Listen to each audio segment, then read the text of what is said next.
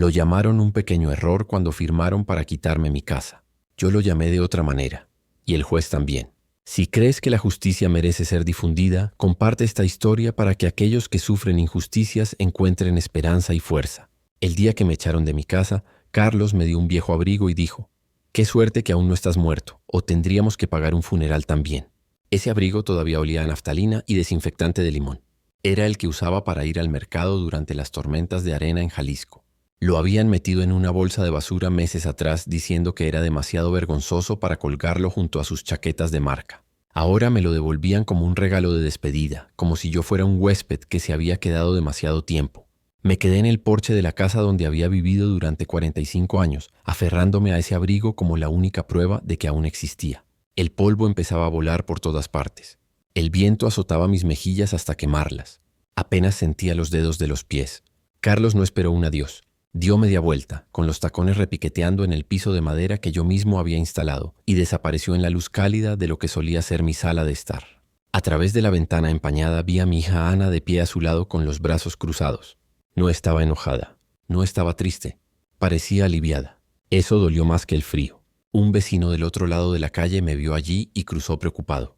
«¿Señor José, está encerrado afuera?» Ana abrió la puerta solo una rendija y gritó: «No, está bien». Firmó todo voluntariamente. Quería mudarse. Dijo que aquí era demasiado ruidoso. Me miró al decirlo. No con culpa, sino con la arrogancia de quien cree haber ganado. «Los viejos firman papeles todo el tiempo», añadió con un encogimiento de hombros. «Si no puedes leer, no culpes al papel». Esa frase, nunca la olvidaré. No quería llorar frente al vecino. No quería su lástima. Así que me ajusté el abrigo y dije: «Solo necesito un momento». Luego bajé los escalones del porche, lento y rígido, cada uno sintiéndose como una traición. Yo mismo había pintado esos escalones 2 veces cuando Ana estaba en la secundaria, cuando aún podía subir una escalera sin que mis rodillas protestaran. Dejaron que la puerta se cerrara de golpe detrás de mí, como si yo fuera un extraño que se había acercado demasiado. Déjame contarte sobre esa casa. La compré con mi esposa María en 1981, después de que ella regresara de la fábrica de tequila con suficientes ahorros para el enganche. Elegimos esa casa porque tenía 3 habitaciones, un jardín para nuestra hija y un árbol de jacaranda que florecía como magia en primavera. Cociné cenas dominicales en esa cocina durante décadas. Acuné a Ana para dormir en la habitación trasera con el papel tapiz amarillo. Bañé a su perro en el fregadero cuando ella tenía miedo de hacerlo. Cuando María murió, pareció que las paredes se inclinaban más cerca, protegiéndome. Esa casa me sostuvo a través del silencio. A través de los cumpleaños solitarios, a través de la artritis y las largas temporadas secas. Era más que madera y ladrillos. Era mi testigo, mi memoria, mi escudo. Y así me la quitaron. Me mudé con Ana y Carlos después de mi segunda cirugía de cadera. Dijeron que me cuidarían hasta que me recuperara. Debería haber sospechado cuando Carlos empezó a llamarla su cocina y su dormitorio principal. Aunque yo aún pagaba los impuestos de la propiedad con mi pensión. No quería causar problemas. Pensé que quizás era solo estrés.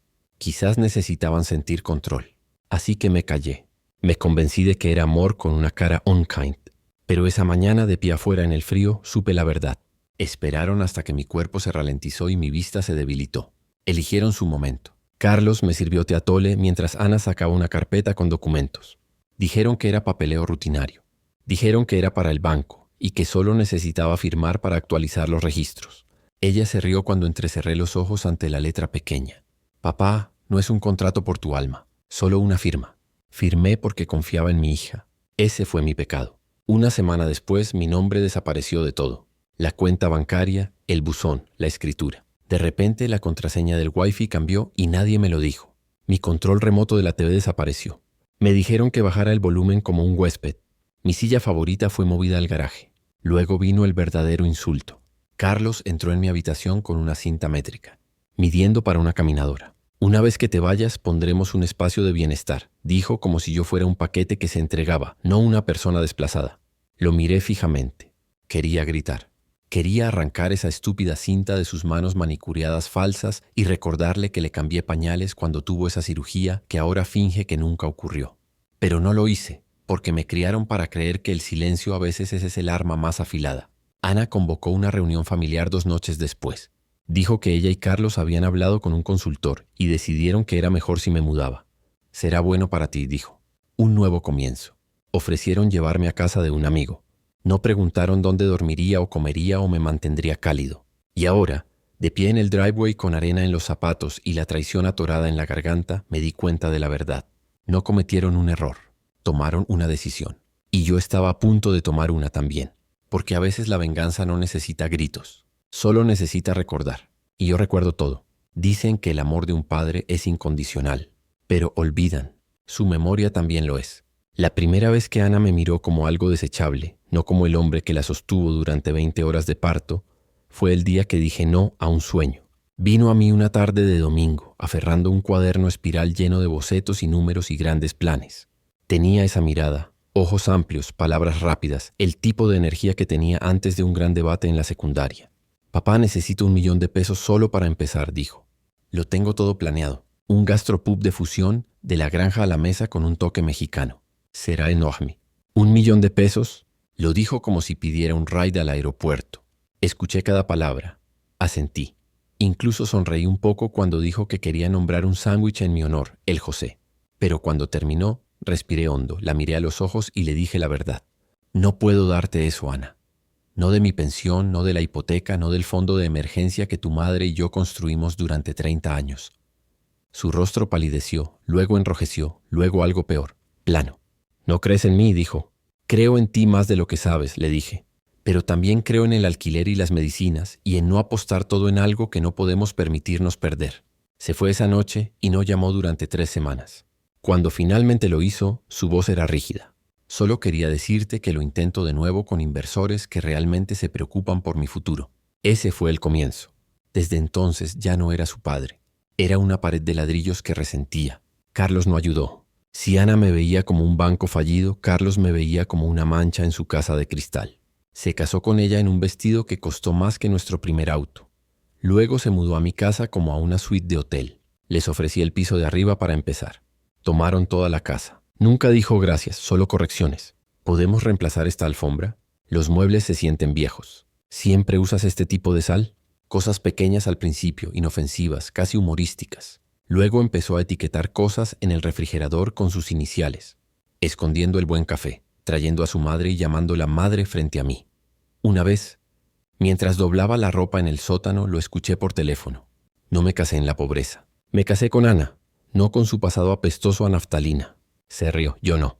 El año que María murió, intenté hacer las paces. Los invité a ayudar a planear el funeral. Carlos me miró y dijo, creo que es mejor mantenerlo ligero, sin trajes negros, tal vez algo de jazz. María no era del tipo sentimental, ¿verdad? Llevaba blanco cuando lo dijo. En el servicio no lloré, no porque no sintiera nada, sino porque había estado de luto por María mucho antes de que se fuera. Su mente había empezado a fallar años antes y cada mes perdía una pieza de ella en el silencio. Cuando finalmente se fue, fue como ver una vela apagarse en una habitación ya oscura. Pero Carlos no vio eso. Susurró lo suficientemente alto para que otros oyeran. Sin lágrimas, sin corazón. Se inclinó hacia un amigo y añadió, «El frío corre en la familia. Ana nunca me defendió». Se paró a su lado en su traje a medida, asintió al elogio y me dejó sentado solo con una bandera doblada y la factura del funeral. Lo peor, aún les cociné la cena esa noche. Aún hice tamales desde cero y puse la mesa para 3 porque pensaba que el amor era servicio. Pensaba que la dignidad significaba quedarse callado, pero el silencio solo los hizo más audaces. Cuando Carlos quedó embarazada, ofrecí cuidar de todo para que pudiera descansar. Durante 5 años crié a su hijo, mi nieto, mientras ellos se enfocaban en construir estabilidad. Ese era su término. El mío era cambiar pañales a los 72, saltarme el club de libros y ver caricaturas en lugar de noticias. Les di mi tiempo, mi hogar, mi sueño. Y cuando finalmente estuvieron estables, me reetiquetaron. Me convertí en la carga. La habitación donde dormía se convirtió en el futuro nursery. Mi mecedora se volvió demasiado chirriante para la estética.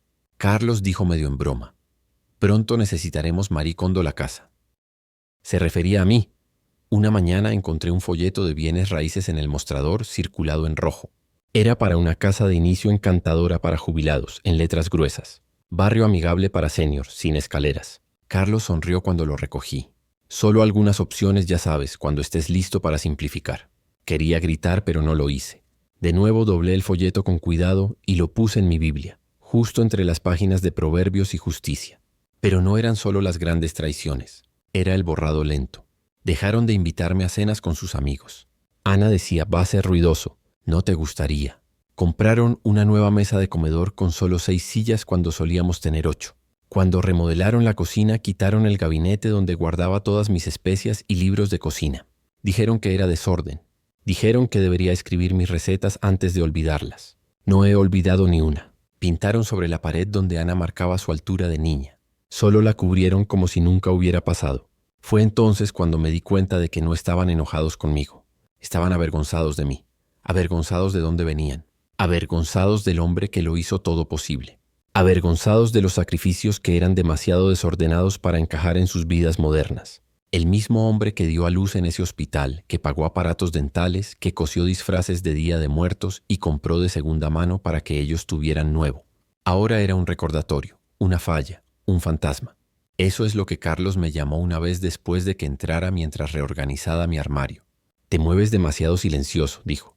Como un fantasma. Nunca sabemos cuándo estás cerca. Asentí. El día que Ana me trajo la carpeta, llovía suave y constante, como si el cielo contuviera la respiración. Lo dijo casualmente como ofreciéndome una galleta después de la cena. Papá, solo necesito que firmes unos formularios, cosas del banco, actualizando algunos puntos de acceso conjunto. Facilita los impuestos. Lo llamó conjunto como si yo aún estuviera en la ecuación. Estaba en mis pantuflas. Acababa de lavar los platos, manos aún arrugadas por el agua caliente. Carlos estaba arriba tarareando. Había empezado a poner música de spa en toda la casa desde que encontró un aceite difusor llamado Serenidad. Me senté a la mesa, la misma donde ayudaba a Ana con sus tareas de matemáticas. Extendió 3 hojas de papel y señaló las líneas marcadas con banderitas amarillas. Aquí, aquí y aquí, dijo, golpeando como un mago guiando un truco. ¿Necesito leerlo? Pregunté no por sospecha, sino por cansancio, sonrió. No cálidamente, no genuino, solo delgado. Es aburrido, papá. Mumbo jumbo legal. Confías en mí, ¿verdad? Sabía que sí.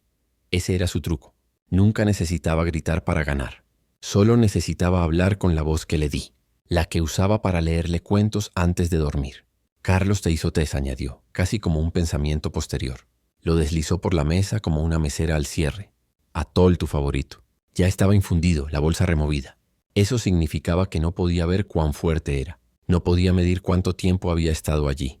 Sorbeé. Era dulce, demasiado dulce. Me miró beber, manos cruzadas, uñas perfectamente pulidas y pintadas en el mismo rosa estéril que los azulejos del baño que insistió en importar de Italia. Después de unos minutos, las palabras en el papel comenzaron a borrarse. Mis ojos estaban abiertos, pero la habitación se espesó en los bordes. El aire se sentía como jarabe. No recuerdo firmar. Solo recuerdo despertar con la boca seca y un zumbido en los oídos. La carpeta había desaparecido. Mi taza de té estaba enjuagado y puesto en el lavavajillas. Ana estaba al teléfono en la sala. Se reía, dijo. Todo hecho. Debería aclararse en 90 días. Sí, no tenía idea, solo sonrió y firmó. Hizo una pausa, luego añadió. Lo más fácil que he hecho. Me senté más derecho. Intenté pararme, pero mis piernas temblaron. Dijeron que era bajo azúcar en la sangre. Me dieron jugo y me dijeron que descansara. Me archivaron como desorden en el sótano. Vivo, pero ya no contado. En otro lugar, repetí lentamente. Asintió como si fuera normal. Luego sonrió. Tienes opciones, papá. No lo hagas más difícil de lo necesario. Y así entendí. Ya no era un padre. Era un inconveniente firmado. Se movieron rápido después de eso. Cajas de mis cosas organizadas en contenedores plásticos y empujadas al garaje. Mi canasta de tejer desapareció. Mi Biblia fue encontrada en la pila de donaciones. La pared de fotos familiares se convirtió en una galería de impresiones abstractas de Etsy. Cambiaron la contraseña del Wi-Fi. Cambiaron las cerraduras. Me cambiaron. O pensaron que lo hicieron. Aprendí que el calentador en la lavandería solo funcionaba 15 minutos a la vez. Mantuve un calentador eléctrico que hacía saltar el circuito cada vez que Carlos encendía su rizador. Aprendí a hervir agua en la oscuridad, a lavar en silencio, a llorar sin sonido. Una noche, cuando las tuberías gemían en las paredes y el viento aullaba contra el vidrio, escuché a Carlos decirle a Ana, «Será mucho mejor cuando sea solo nosotros. Líneas limpias, sin desorden, sin fantasmas». Fantasmas. Eso es lo que me había convertido para ellos. Para ellos ya me había ido, pero no lo había. Y se equivocaban en una cosa. Leí ese papel, no con mis ojos, sino con mis huesos, con el dolor en mi cadera que me decía que algo sagrado había sido robado, con el ardor en mi pecho que sabía que el té no era bondad, Era estrategia. Con el silencio que había aprendido a manejar como una hoja, pensaron que la traición venía en silencio. Pero olvidaron una cosa sobre los hombres viejos. Recordamos, y a veces recordar es más ruidoso que gritar. Esa noche me acosté en la cama junto a la secadora, manos cruzadas sobre el pecho como un muerto. Pero no estaba muerto. Estaba esperando. Esperando que la temporada seca pasara. Esperando que las palabras se convirtieran en armas. Esperando que su pequeño error se convirtiera en algo completamente diferente. Algo con dientes, algo con veredicto. Porque la justicia es paciente, y yo también. La pared de fotos fue la primera en irse. Subí una mañana, como siempre, en silencio y temprano para calentar leche para mi artritis. Esa pared en el pasillo, una vez llena de marcos con fotos de la infancia de Ana, nuestro retrato de boda, un par de instantáneas desvaídas de los días de María en la fábrica, estaba desnuda. En su lugar, 6 grandes impresiones en lienzo de la familia de Carlos. Su madre en un traje lavanda, su hermana sosteniendo una copa de vino junto a una piscina, una foto navideña posada con suéteres coordinados. Ni una sola foto de Ana de niña, ni un rastro de mí. Me quedé allí en mis pantuflas, mirando sin decir una palabra.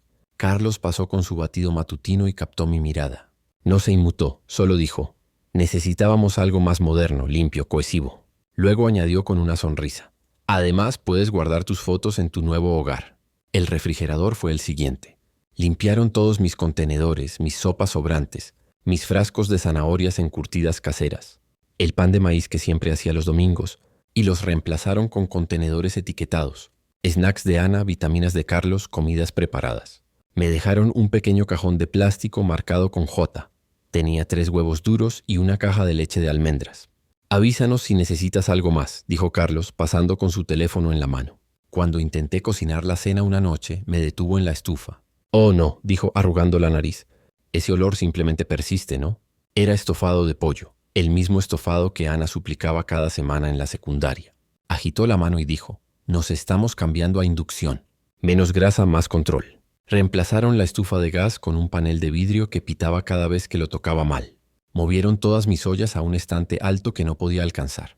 La única sartén que dejaron al alcance era una para huevos deformada y vieja.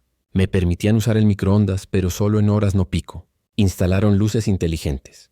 Cada noche a las 9:00, las luces en la lavandería se atenuaban automáticamente al modo de descanso. La app estaba en el teléfono de Carlos. Pregunté una vez si podíamos cambiar la configuración. Dijo: te acostumbrarás. Es bueno para la melatonina. Quería reírme. No había dormido una noche completa desde que tomaron mi habitación.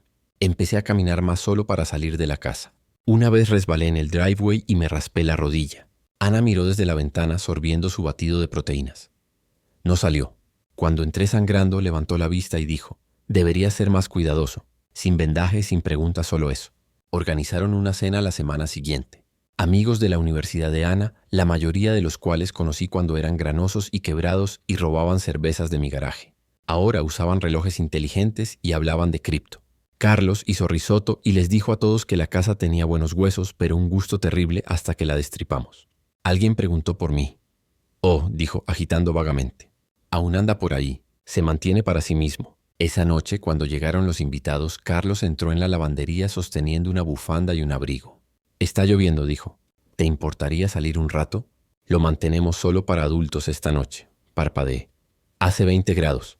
Encenderemos el calentador del porche. Abrió la puerta y gesticuló como si la sostuviera para un repartidor. Salí. Cerró con llave detrás de mí. Durante 3 horas, me senté en los muebles del patio, envuelto en un abrigo demasiado delgado, manos temblando, aliento empañando el aire. Escuché risas adentro, música, brindis. Alguien cantó desafinado. Alguien más contó un chiste y hizo rugir a toda la habitación. Nadie vino a verificar. Nadie abrió la puerta. Cuando el último invitado se fue y Carlos finalmente me dejó entrar, apenas me miró. Lo siento, dijo plano. Solo no quería que los invitados se sintieran incómodos. Tiendes a merodear. ¿Merodear? Te mueves demasiado silencioso. Es inquietante. No dije nada porque para entonces había aprendido algo. El silencio los hacía descuidados. Ana vino 2 días después sonriendo. Papá, estoy pensando en empezar un podcast. Algo sobre propiedad de vivienda. Cómo construir equidad. Cómo tomar decisiones generacionales inteligentes. Quizás incluso un acuerdo de marca. Lo dijo como si yo no fuera la base misma de esa casa. Como si mi existencia no fuera la razón por la que tenía algo sobre lo que pararse. Golpeó la mesa y dijo: riqueza generacional, ¿verdad? La miré fijamente, y algo dentro de mí se rompió, pero no de la manera que querían. No colapsó. Se abrió una grieta. Habían despojado cada superficie.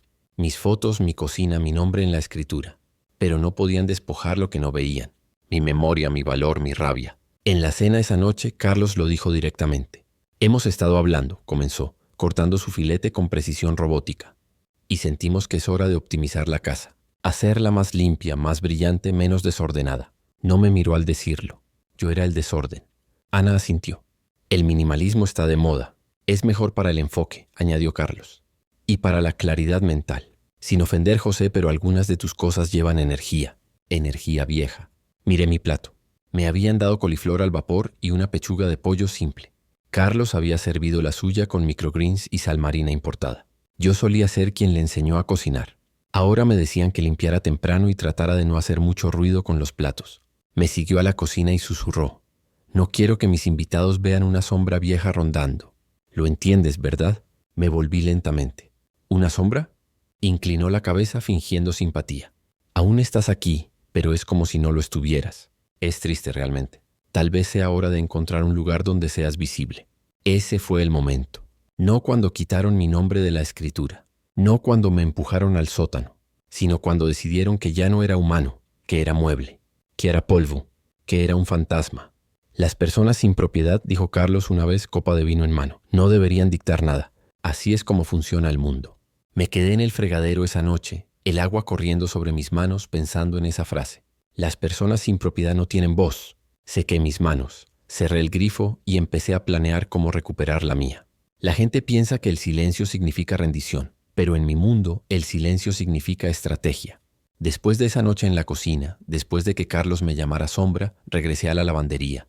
Cerré la puerta en silencio y me senté en la cama que habían encajado entre el calentador de agua y la secadora. No lloré, no hablé. Simplemente alcancé debajo del colchón y saqué la única cosa que habían olvidado que tenía. Mi viejo teléfono plegable. Era algo obsoleto. Lo guardaba en mi cajón en caso de que se cortara internet o la electricidad. Ana dijo que era inútil, que todo es digital ahora, y ofreció reciclarlo por mí. Dije no, y se encogió de hombros asumiendo que era solo sentimental. Me subestimó.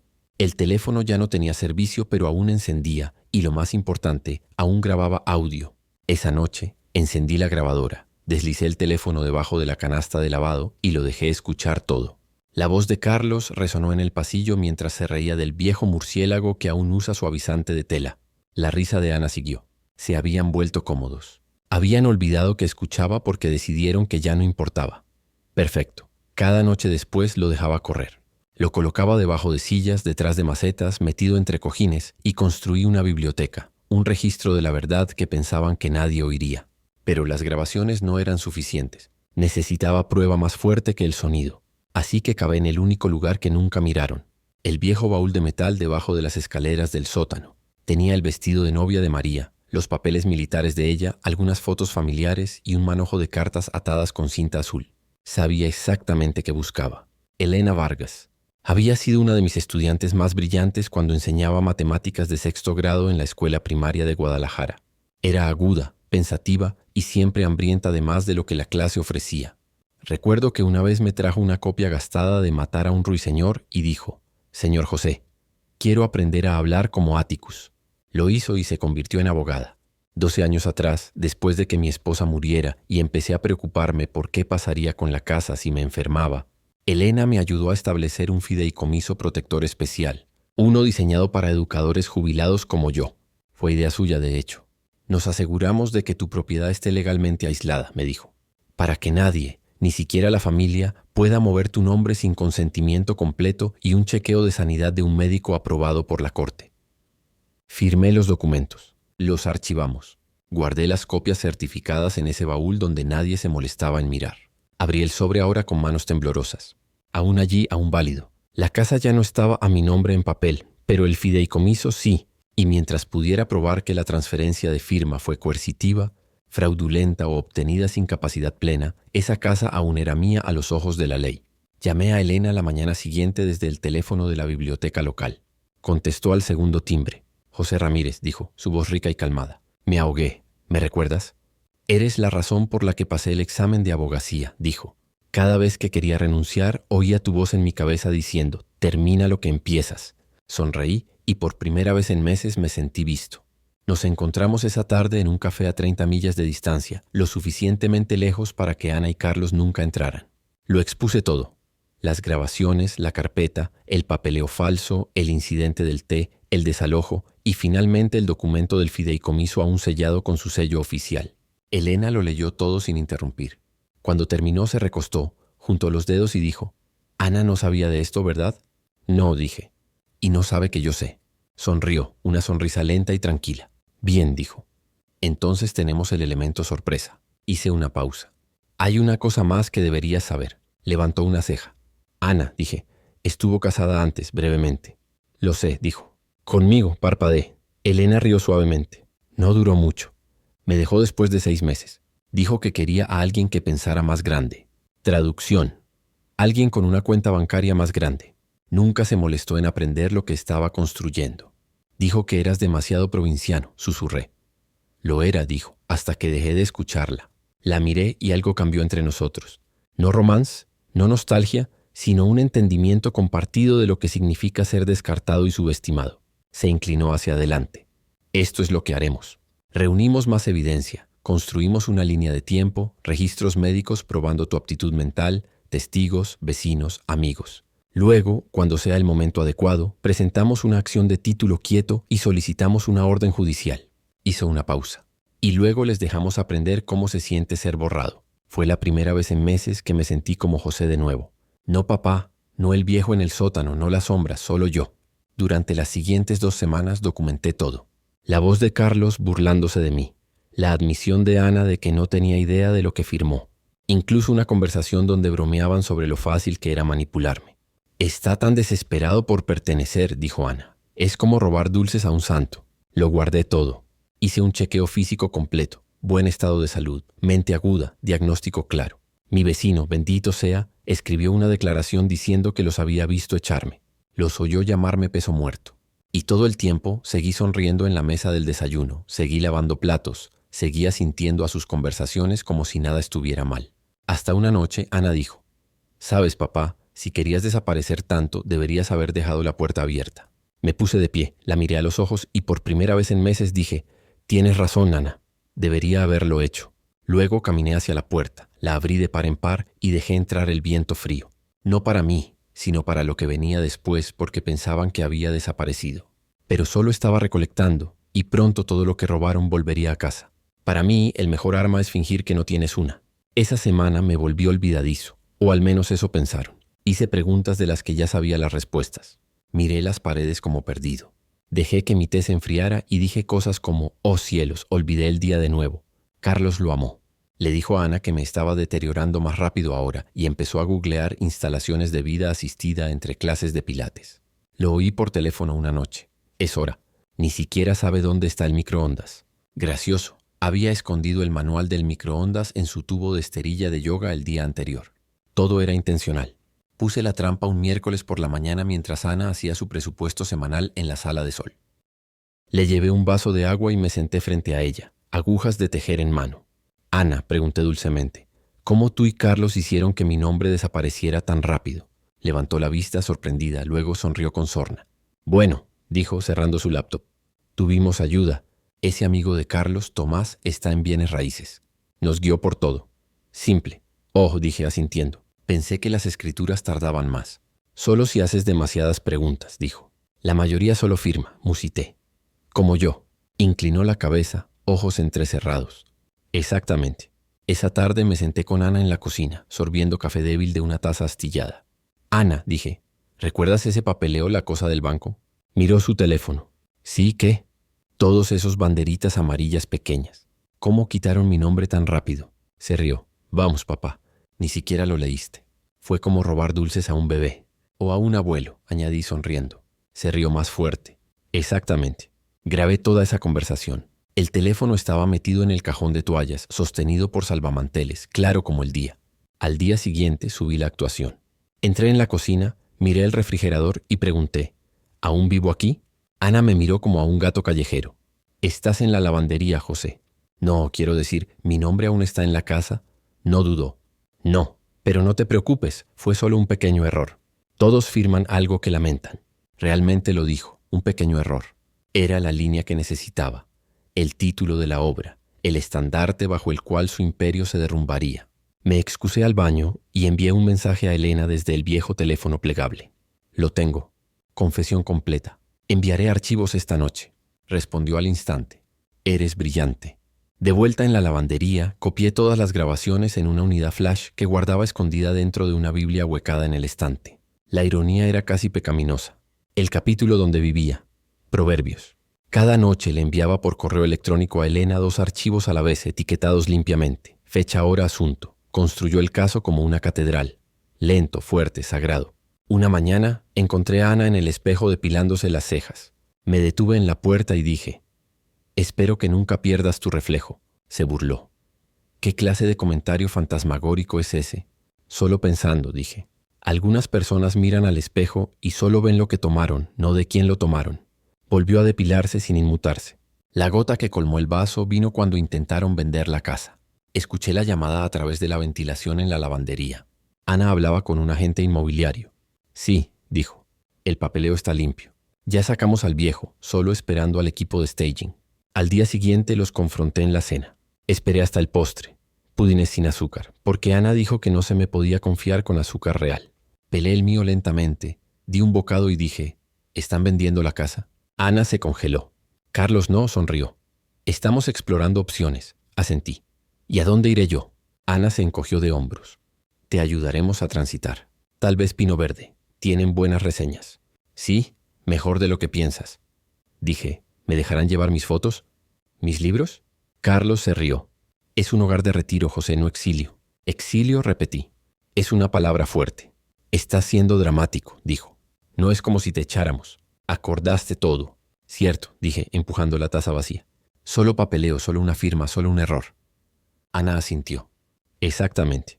Me puse de pie, los miré a ambos a los ojos y dije suavemente: «Han cometido tantos errores y he grabado cada uno». El silencio que siguió fue tan ruidoso que podía oír el zumbido del refrigerador. Carlos parpadeó. «¿Qué?». No respondí. Fui al baño, saqué el lápiz labial rojo que había escondido en el gabinete y escribí una oración en el espejo.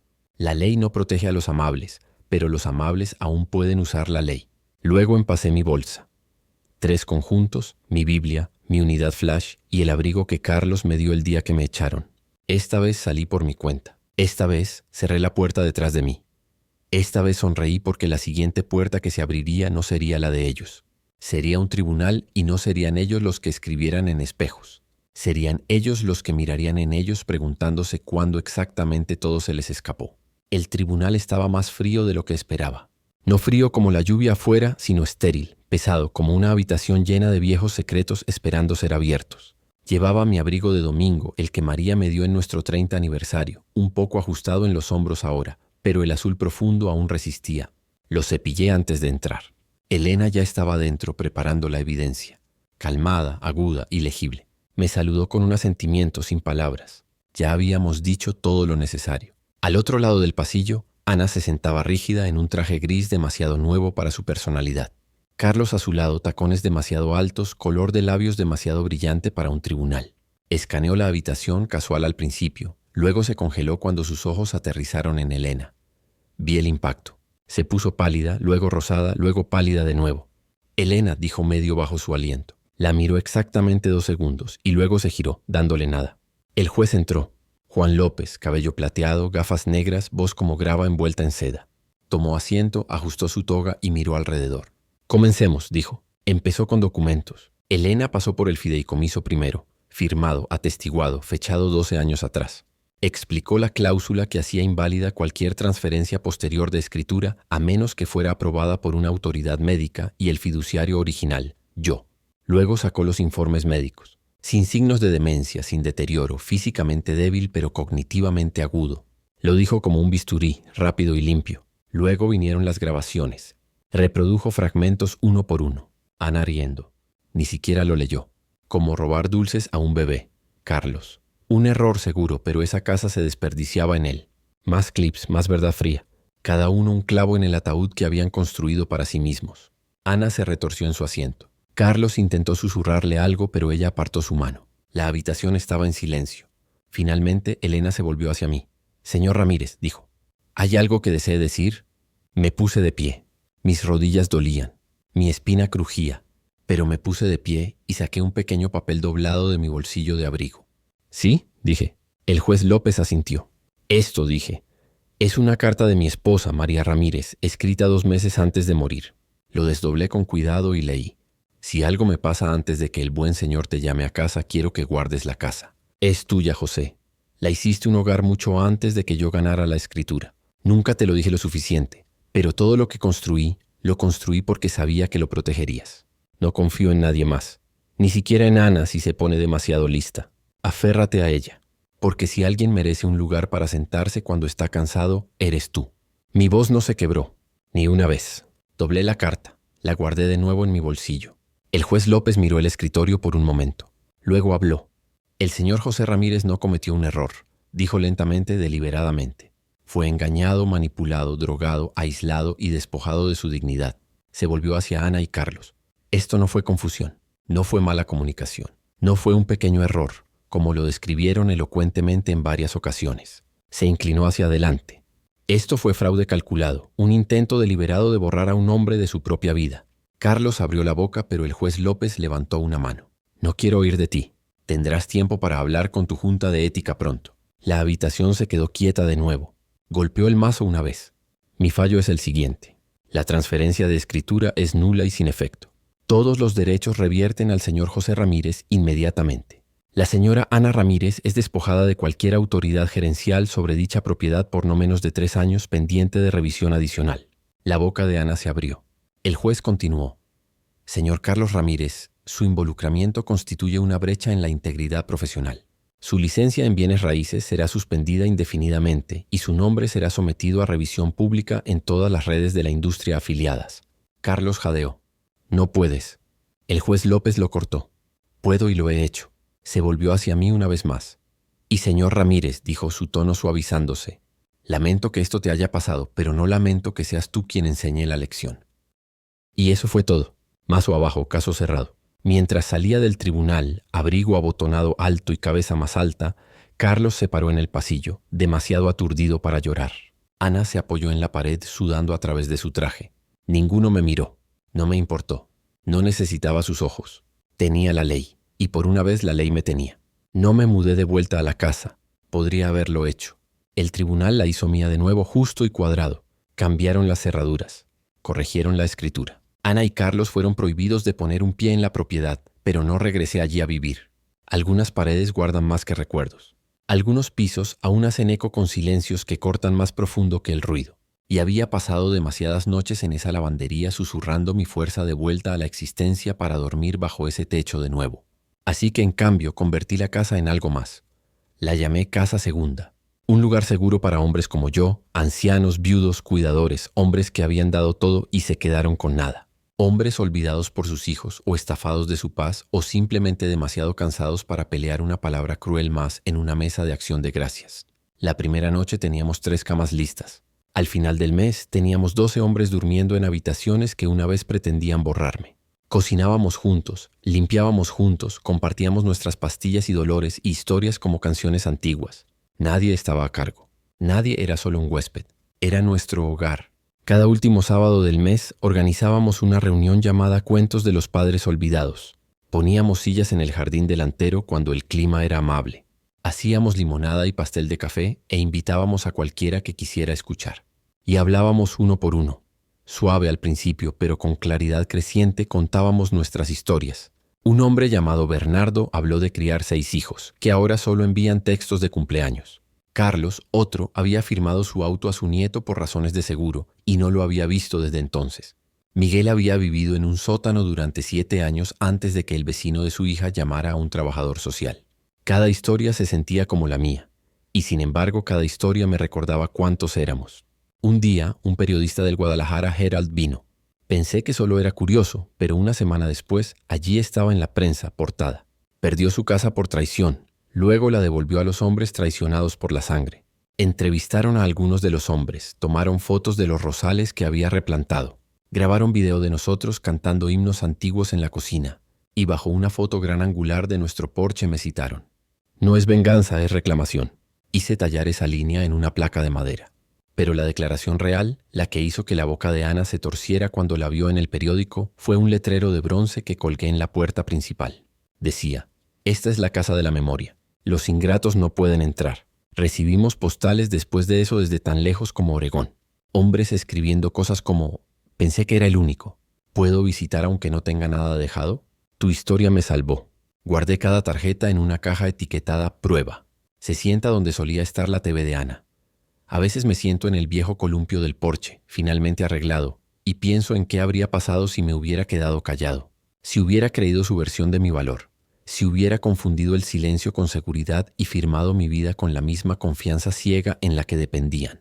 Pero no lo hice. Recordé quién era, y recordé quién me crió. Mi padre solía decir: no importa cuán duro intenten, no pueden tomar tu historia a menos que se la des. Bueno, no se la di. La guardé y la pasé. Ahora, cada hombre que cruza esa puerta, ya sea con una maleta o solo con tristeza, añade su voz al hogar. No una sombra, no una carga, no un error, sino un capítulo. Y déjame decirte algo, hijo. Este libro que estamos escribiendo ya no es silencioso. Se ríe en la cara de la vergüenza. Canta más fuerte que la culpa. Enseña a hijas e hijos lo que sus padres estaban demasiado cansados para decir en voz alta. Y termina no con amargura, sino con equilibrio. La justicia, aunque tarde, aún cuenta. No sé dónde viven Ana y Carlos ahora. Escuché que el crédito de Ana se hundió después del fallo del tribunal. La cara de Carlos fue removida de la pared de la oficina de Keller Williams y reemplazada por alguien más joven y de habla más suave. Bien, déjenlos reinventarse. Pero yo no necesitaba reinvención. Necesitaba reconocimiento. Y lo obtuve. No de extraños, no de los tribunales, sino de la voz tranquila dentro de mí que nunca se rindió. La que susurraba: escríbelo. Dilo en voz alta. Párate cuando estés cansado. Firma tu nombre con tinta que no puedan borrar. Así que ahora cuando la gente pregunta ¿qué pasó? ¿Qué pasó realmente? No digo me engañaron. Digo que lo llamaron un pequeño error. Yo junto con el juez lo llamamos justicia. Tarde pero real.